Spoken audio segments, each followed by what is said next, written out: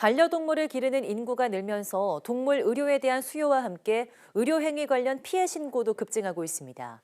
하지만 동물 의료사고에 대한 법적인 처벌이나 보상 기준은 마련돼 있지 않은데요. 주무부처인 농림축산식품부는 논의기구를 구성해 관련 검토에 나서기로 했습니다. 황보혜경 기자입니다.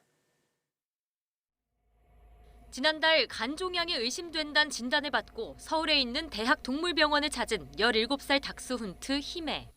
조직검사를 받다가 간에 출혈이 발생해 후유증에 시달리다 3주 뒤 신부전 합병증으로 세상을 떠났습니다. 반려인은 검사가 위험할 수 있다는 말을 사전에 듣지 못했고 사망 이후엔 제대로 된 사과도 받지 못했다고 주장합니다. 생사가 오고 갈 수 있고 뭐 이런 얘기는 전혀 들은 것도 없었고 그럴 줄 알았으면 저는 진행을 안 했죠. 저한테는 뭐 가족이고 친구이고 뭐 자식이고 저렇게 간 것에 대해서 너무 속상하죠. 이에 대해 병원 측은 출혈 가능성을 알리고 반려인 측의 동의를 받아 검사를 진행했다며 히메의 상태가 악화하자 긴급 수혈을 하는 등 필요한 처치도 해서 병원의 과실이 아니라고 반박합니다. 앞서 지난 6월에도 치과 진료를 위해 서울 강남구 동물병원을 찾은 반려견이 마취제를 맞고 30초 만에 목숨을 잃는 등 병원 치료를 받던 동물이 사망하는 사례는 최근 빈번하게 발생하고 있습니다. 하지만 현행 수의사법엔 동물 의료사고에 관한 법적 정의도 피해 구제 방안도 규정돼 있지 않습니다.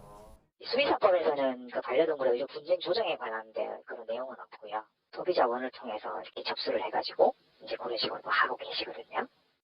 지난 2017년부터 3년 동안 한국소비자연맹에 접수된 동물병원 피해 신고는 모두 980여 건으로 이 가운데 35%는 의료행위 부작용이나 오진 관련 신고입니다. 또 수의사가 부적절한 진료 행위 등을 하면 면허 정지 처분을 내릴 수 있지만 실제로 면허가 정지된 건수는 지난 2015년부터 따져봐도 30건에 불과합니다. 동물 의료도 사람을 대상으로 한 의료 행위처럼 의료사고에 대한 법적 정의를 분명히 해 책임 소재를 가릴 수 있어야 한다는 지적이 나옵니다. 반려동물 양육 가구들이 이제 늘어나는 속도에 비해서 이런 제도를 정비하는 속도가 따라잡지 못했었거든요. 의료인의 책임이라던가 강화가 되기는 할 것이고요. 대한수의사회는 의료사고를 막을 제도가 필요하다는 데는 공감한다면서도 동물 의료를 객관적으로 평가할 전문 기관이나 기준을 마련하는 게 우선이라고 공식 입장을 밝혔습니다. 주무부처인 농림축산식품부는 동물 의료사고가 발생했을 때 반려인을 지원하는 위원회 구성을 검토하고 동물병원 의료사고 분쟁 가이드라인도 마련할 계획입니다. YTN 황보혜경입니다.